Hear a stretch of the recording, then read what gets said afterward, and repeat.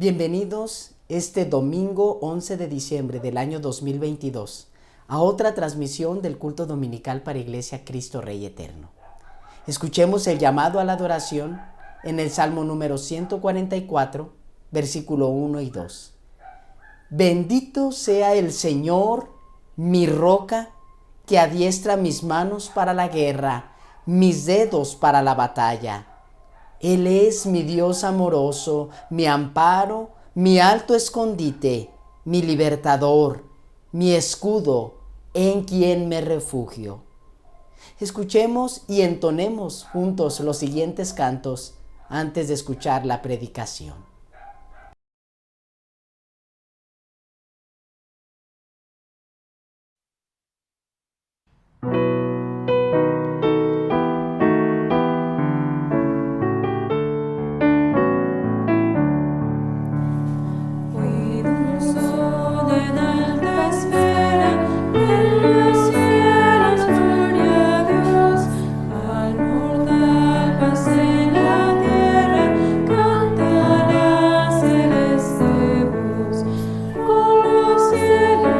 Alabemos al Eterno.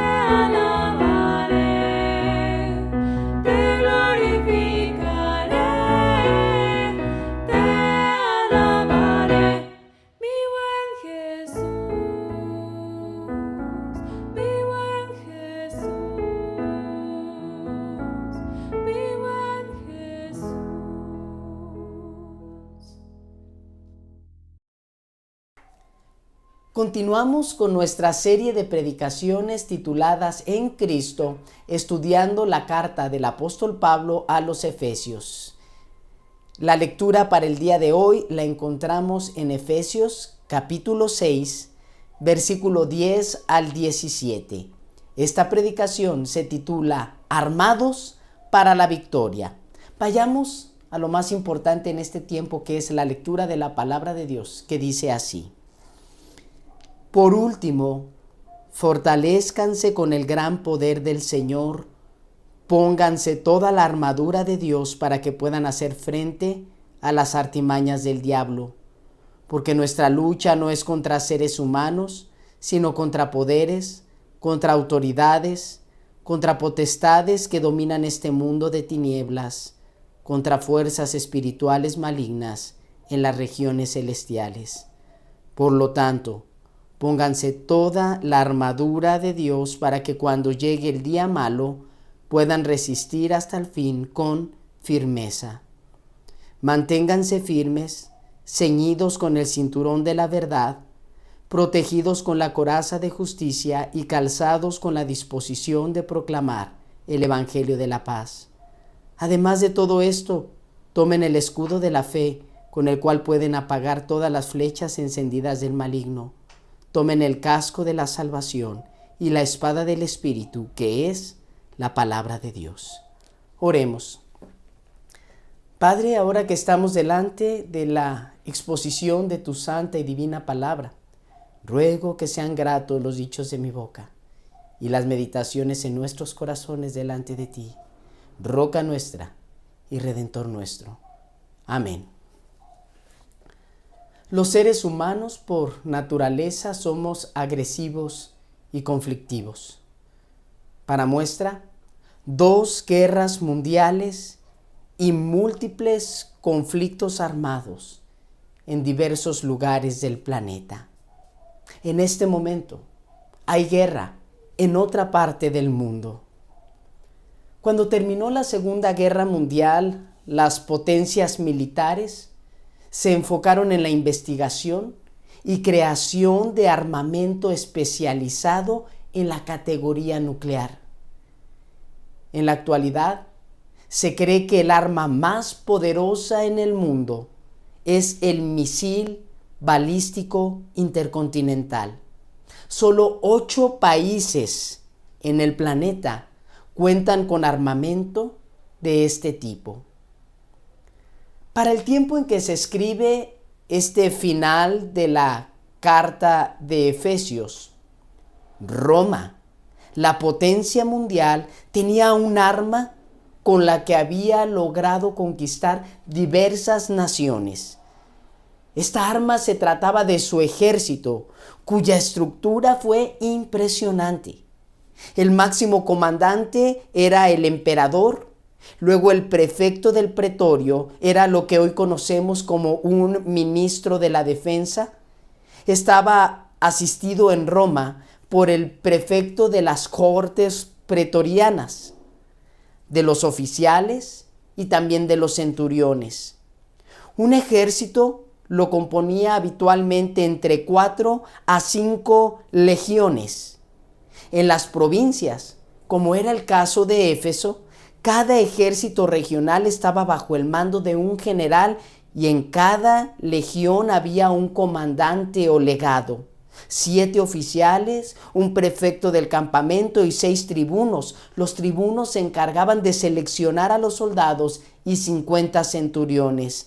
Cada unidad auxiliar tenía un jefe y varios centuriones, infantería o decuriones, caballería y legionarios. En la última sección de esta carta a los Efesios, denominada peroratio o despedida, el apóstol Pablo utiliza un lenguaje bélico, términos de guerra, para enseñarnos a estar alerta y armados para la victoria. Probablemente recuerdas cómo se clasifica esta carta. En la primera predicación de esta serie lo comenté. Si no lo recuerdas, te voy a ayudar. La carta a los Efesios junto con la carta a los Filipenses, la carta a los Colosenses y la carta a Filemón, son 4 cartas que se clasifican como cartas o epístolas de la prisión. Tanto elementos internos, es decir, lo que se narra dentro del mismo texto en los Efesios, como la crítica externa, apuntan a que Pablo se encontraba en un momento de prisión. En varias ocasiones, Pablo fue prisionero, como lo confirma la narración del libro a los Hechos de los Apóstoles. La mayoría de los comentaristas bíblicos coinciden que estas cartas fueron escritas mientras Pablo se encontraba en prisión domiciliaria, alrededor de la década de los 50 y 60 después de Cristo. En el libro de Hechos es narrado al final, por cierto, el libro de Hechos escrito por Lucas, narra al final o deja a Pablo en una prisión domiciliaria, en una casa donde se encuentra bajo la custodia de los soldados romanos. El apóstol Pablo, en esas condiciones, tenía los recursos y facilidades que le hacía posible seguir con su ministerio, pero ahora de manera escrita. De ser así la situación, es muy probable que Pablo tenía a la vista, tal vez por alguna de las ventanas de esa casa donde se encontraba en arraigo domiciliario, tenía a la vista a un legionario, a un soldado romano, custodiando la entrada de la casa en la cual él estaba recluido. Y teniendo eso a la vista y guiado por el Espíritu Santo, Pablo expresa 2 enseñanzas para el creyente de todos los tiempos. La primera de ellas, Pablo nos hace una advertencia con 2 acciones. Versículo 10 al versículo 13. Por último, fortalézcanse con el gran poder del Señor. Pónganse toda la armadura de Dios para que puedan hacer frente a las artimañas del diablo, porque nuestra lucha no es contra seres humanos, sino contra poderes, contra autoridades, contra potestades que dominan este mundo de tinieblas, contra fuerzas espirituales malignas en las regiones celestiales. Por lo tanto, pónganse toda la armadura de Dios para que, cuando llegue el día malo, puedan resistir hasta el fin con firmeza. Pablo es explícito en la situación que vivimos el creyente en Cristo. Menciona que nos encontramos en una guerra, que constantemente se libra una batalla en la cual el cristiano participa. Esta guerra no es una guerra sencilla, pues se trata de una batalla, una guerra invisible a los ojos humanos. Se desarrolla en un ámbito espiritual llamado regiones celestes. En esta guerra, la lucha cuyo enemigo u oponente es astuto, pues se trata del diablo, cuyas artimañas y estrategias son variadas. Es una guerra entre la luz y las tinieblas de este mundo. Es una guerra donde hay fuerzas que se oponen, pero sobre todo, quiero decirte que es una guerra real. Como menciona la versión Reina Valera 1960, no es una lucha contra sangre ni carne. Sabiendo esto, entonces podemos respondernos a la pregunta: ¿quién es mi enemigo? ¿Mi enemigo será acaso mis vecinos? ¿Serán los compañeros de escuela o trabajo que me son molestos? ¿Los parientes o familia que hablan mal de mí? ¿El loco conductor en la calle que se atraviesa a toda la gente? ¿El mal o la malhumorada vendedora en la tienda departamental? No. La lucha no es contra seres humanos. La Escritura nos dice exactamente que la lucha es espiritual. Por lo tanto, nuestras armas físicas son inútiles en esta guerra espiritual. Pablo advierte que en esta guerra en ocasiones tendremos días malos. Lo menciona al final del versículo 13. Y probablemente en este momento tú recuerdas algún día malo en tu vida. El objetivo con esta advertencia de Pablo no es causar temor, no es amedrentar el corazón del creyente, todo lo contrario. Pablo desea prepararnos, mencionándonos dos acciones prácticas que debemos recordar. La primera de ellas nos dice: fortalézcanse. Fortalézcanse con el gran poder del Señor. Esto significa que tú y yo, el creyente en Cristo, debemos ser capacitados para recibir fuerza. Y esta fuerza proviene del Señor. Me pregunto, ¿qué tan grande es el poder del Señor? Pues en esta carta, en los primeros versículos del capítulo 1, leíamos acerca del gran poder del Señor, un poder que se traduce en salvación del pecador. El poder de Dios es tan grande que dirige todo lo que existe y todo lo que hay en el mundo, en la historia, en el universo. Por lo tanto, no se trata de lo que yo pueda hacer, lo que yo pueda lograr con mis fuerzas en la guerra espiritual. Claro, aunque el creyente tenemos participación, nuestra dependencia es del gran poder de Dios, un poder ilimitado que está a nuestra disposición cuando estamos militando, cuando estamos del lado de los triunfadores en la batalla espiritual, del lado de Cristo. La otra acción consiste, y Pablo menciona en dos ocasiones, ponerse la armadura. La finalidad de estas dos acciones es que al final de la batalla podamos mantenernos firmes y resistiendo. Firmeza y resistencia son términos griegos que utiliza Pablo, los cuales también son términos de guerra. Es interesante que se menciona que nos es necesario ponernos una armadura. ¿Acaso se refiere a algo literal? La siguiente sección del texto nos guía a la segunda reflexión que tiene que ver con la armadura. Una armadura con 6 elementos. Versículo 14 al 17. Manténganse firmes, ceñidos con el cinturón de la verdad, protegidos con la coraza de justicia y calzados con la disposición de proclamar el evangelio de la paz. Además de todo esto, tomen el escudo de la fe con el cual pueden apagar todas las flechas encendidas del maligno. Tomen el casco de la salvación y la espada del Espíritu, que es la palabra de Dios.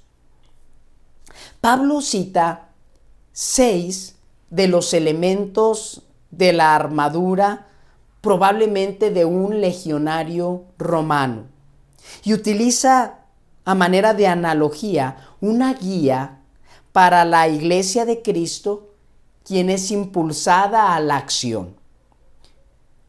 Los elementos los iremos observando en el orden que aparecen en la Escritura. El primero de ellos nos habla de un cinturón. Y el cinturón era un tipo de chaleco de cuero que rodeaba el tronco del soldado. Su utilidad consistía en sujetar en el área del abdomen la ropa del soldado para darle libertad y movilidad. Luego, el segundo elemento es: en la parte externa de este cinturón se colocaba una coraza. Probablemente se trataba de la llamada lorica segmentata. Esta coraza consistía en una serie de bandas de hierro o acero atadas a tiras de cuero internas. Probablemente se ataban al mismo cinturón. Las bandas se colocaban de una forma horizontal al torso del soldado, sobreponiéndose unas a otras en sentido descendente, y rodeaban el cuerpo del soldado, quedando atadas en la parte frontal y en la parte trasera. La parte superior del cuerpo y los hombros quedaban protegidos por tiras adicionales y placas para la protección del pecho. La coraza tenía una función muy especial, pues protegía órganos vitales dentro de la caja torácica del soldado. El tercer elemento que leemos en la Escritura se trata de una media bota de cuero llamada caliga, que dejaba al descubierto los dedos, donde esta bota estaba sujeta al tobillo, y parte de la pierna con tiras de cuero. La suela se encontraba reforzada para soportar el peso y la caminata del soldado. En la parte posterior, en ocasiones se le colocaba un tipo de picos o clavos, lo cual permitía una mejor sujeción al terreno. Con este tipo de calzado, el soldado estaba capacitado para tener estabilidad y recorrer largas distancias que se requerían para llegar a la batalla. Esto le permitía una mejor sujeción al terreno. El siguiente elemento nos habla del escudo. Se trata probablemente de un trozo de madera de aproximadamente 1,30 metros por 80 centímetros que cubría todo el cuerpo del soldado. Estaban forrados en cuero y antes de la batalla se empapaban en agua, aunque esto provocaba que fueran más pesados. Tenía una finalidad, pues cuando el cuero se mojaba y permanecía húmedo, ayudaba a apagar las flechas encendidas que eran tiradas por los enemigos. El yelmo o casco, también llamado casis, es una pieza era una pieza comúnmente hecha de bronce o de hierro, y se forjaba por dentro con fieltro o material esponjoso para que fuese más cómodo. Contenía piezas que protegían las orejas y era un elemento fundamental en la batalla.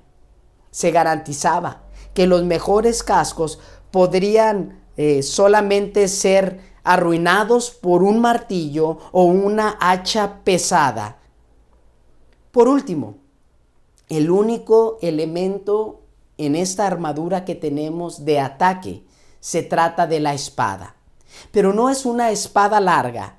Probablemente Pablo hace referencia a la espada como un pequeño artefacto de doble filo, similar a una daga, que era utilizada para la lucha de cuerpo a cuerpo, cuando la infantería terminaban y entonces quedaban los soldados tanto de los dos ejércitos. Llegaba la batalla de cuerpo a cuerpo y entonces la espada o esta pequeña daga era muy útil en la batalla.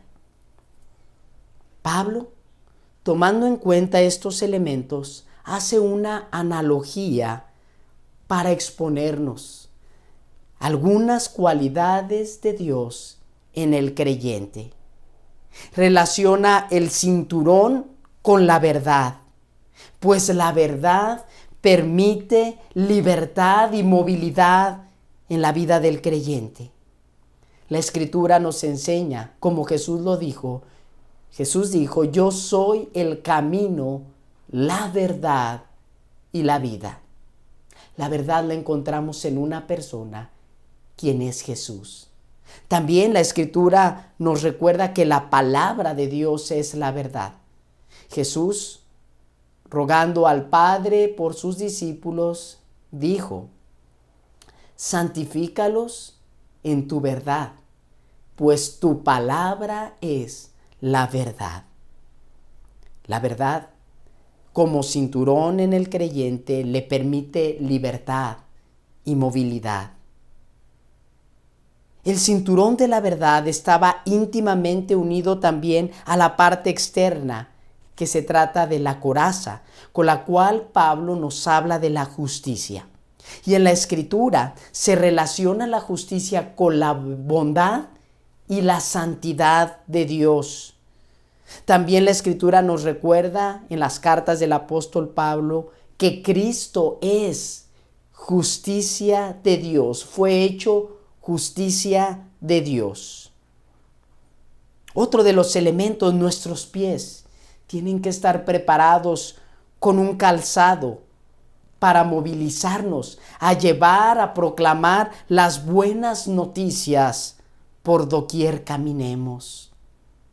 El escudo, como instrumento de defensa, tiene una analogía con la fe, pues es por la fe, la certeza y confianza en Dios, que este escudo, la fe, nos libra del error, del engaño, de las artimañas del enemigo, recordando siempre en nuestra cabeza la salvación como un casco que protege nuestra mente en la batalla, que nos libra de errores doctrinales. La Escritura enfatiza que Cristo es el autor de la fe y el único medio de salvación, pues no hay otro nombre dado a los hombres en el cual podamos ser salvos. Pero hay un solo Dios y un solo mediador entre Dios y los hombres, Jesucristo, hombre. La Escritura, entonces, estos elementos que Pablo menciona, apuntan cada uno y todos ellos a una persona, a Cristo Jesús. Por último, se menciona el único instrumento de ataque. Se trata de la espada, la daga para luchar cuerpo a cuerpo. Y esta es la palabra de Dios. En el Evangelio según Mateo capítulo 4, encontramos a Jesús en el desierto. Durante 40 días y 40 noches no probó alimento.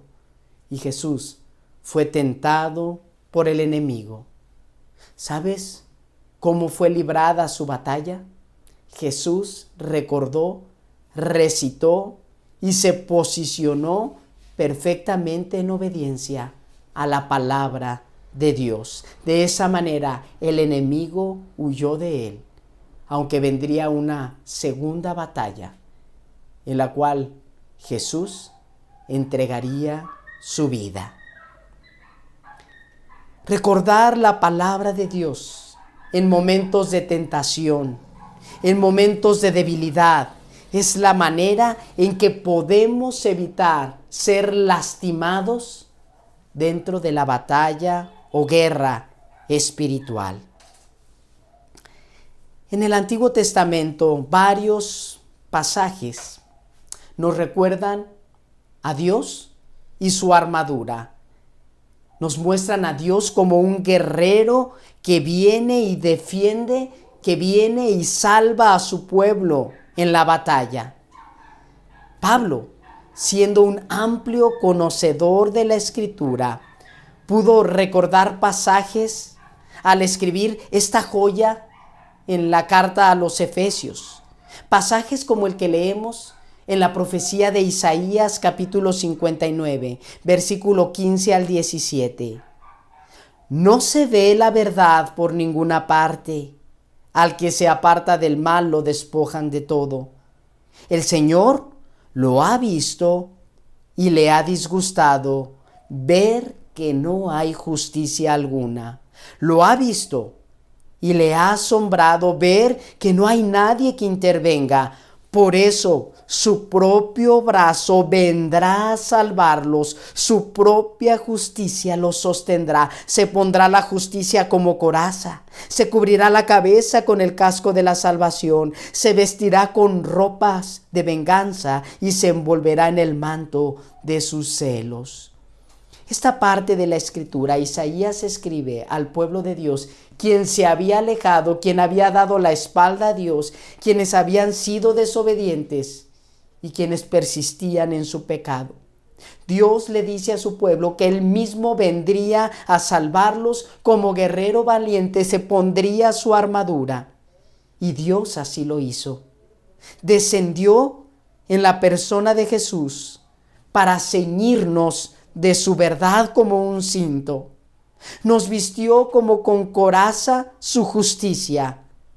¿De qué manera? Descargando Dios su justicia y su castigo, su celo y su santo furor en una persona, en Jesucristo, quien se dio en nuestro lugar para el perdón de nuestros pecados. Nos protegió con un escudo que es la fe. Puso en nuestro corazón la confianza para creer en Él. Cubrió nuestra cabeza como un casco para recordarnos continuamente su salvación y el costo de la misma. Para librarnos de la batalla y ganar la guerra contra nuestro enemigo, fue necesario que Dios hecho hombre, Jesucristo, fuera a la cruz del Calvario para cumplir perfectamente con la palabra de Dios lo que Dios había profetizado. Es gracias al sacrificio de Cristo que tú y yo estamos en una guerra, pero estamos del lado del vencedor. Esta guerra ya ha sido ganada, y aunque en ocasiones nos dolemos y sufrimos en esta batalla, la buena noticia es que Cristo ya venció por nosotros. Estimado televidente, en Cristo estamos armados para la victoria. Oremos. Padre, Dios de toda verdad, justicia y misericordia, preciosa es tu palabra, Señor, la cual nos infunde en esta mañana el aliento, la confianza y fe que necesitamos. En tu palabra se revela claramente tu salvación y la manera tan humilde y poderosa con la cual, Señor, lograste la victoria sobre el enemigo. Es en Cristo y en su sacrificio que el creyente podemos permanecer firmes en la guerra espiritual. Señor, tú nos das la fortaleza para resistir y oponernos a las artimañas de nuestro enemigo. También nos has dado, Señor, la sensibilidad para comprender que la victoria está asegurada en Cristo, que nuestro guerrero Salvador se despojó de su armadura y que entregó su vida en la cruz para que nosotros fuésemos capacitados para la batalla. De manera especial ruego, Señor, en esta mañana por aquellos que están pasando por batallas difíciles y dolorosas. Sea tu palabra su sostén y la fe en Cristo su fortaleza. Para aquellos, Señor, que no te conocen y has llamado para ser parte de tu ejército, ruego que les alcances y que les armes para la victoria. Todo esto lo pido en el nombre de nuestro Salvador, nuestro guerrero Salvador, nuestro Señor Jesucristo, quien triunfó en la cruz del Calvario. Amén. Ahora, mis amados, que la gracia de nuestro Señor Jesucristo, el amor de Dios Padre y la comunión del Espíritu Santo sean con todos nosotros, con nuestras familias, con el pueblo de Dios desde ahora y para siempre. Amén. Próxima semana terminamos con esta preciosa serie titulada En Cristo. Hay algo de sumo valor para Pablo, por lo cual él pide a los creyentes que oren. ¿De qué se trata? Esto lo escucharemos en la predicación titulada La Despedida. Espero nos acompañes en la transmisión próximo domingo, 10:30 de la mañana, a través de las redes. Hasta entonces.